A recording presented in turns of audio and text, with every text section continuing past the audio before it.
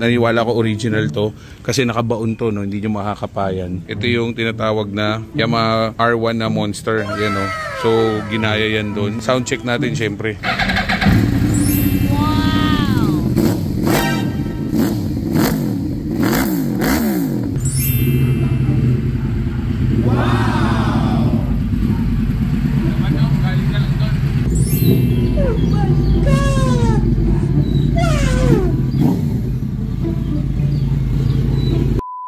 Pinakabago nating unit guys, Yamaha R1 2013 model, crossplane na naka-traction control. Syempre loaded yan guys. So itong fairings na to, ito yung tinatawag na Yamaha R1 na Monster. Yan, no?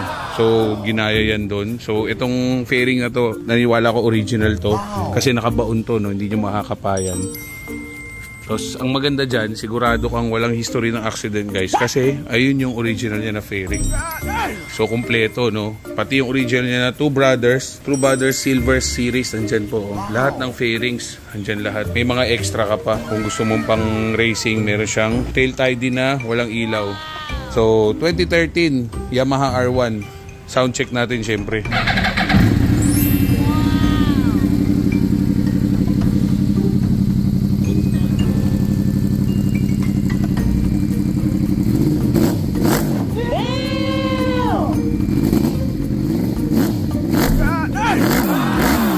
So may plate number na rin guys, brand new gulong Rosso 3. May mga accessories na rin yan, pati itong shifter accessories na rin yan, pati axle slider, paddock stand, axle slider sa harap.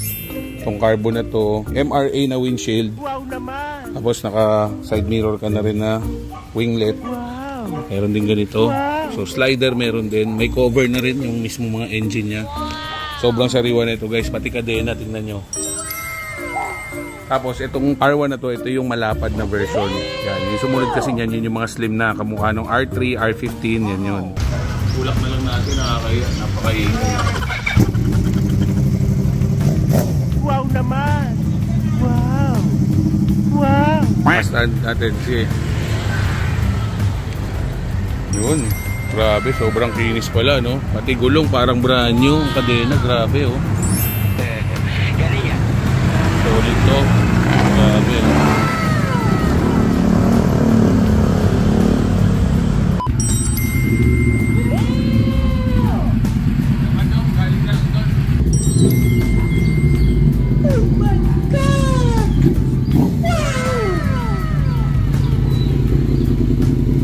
So sa mga interesado guys, message nyo ako sa page ko, Jetlaw Rider. Bumibili rin tayo ng Rush, second hand na big bikes, saka kotse. Message nyo lang ako. Let's go!